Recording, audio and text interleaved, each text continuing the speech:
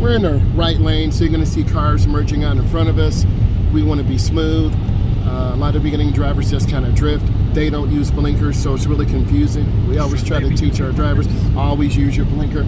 I want you to stay smooth, do a good job. Wow, they're drifting in between two lanes, so you want to stay constant with your speed. You want to drive in the grooves of the road and just be consistent. If you oversteer, we're going to end up in the ditch or hitting the wall to the left.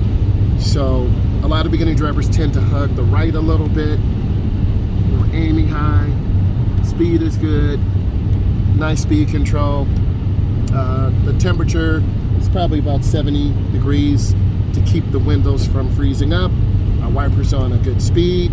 We're just taking our time. This is a nice chill drive. The edge line is to the right.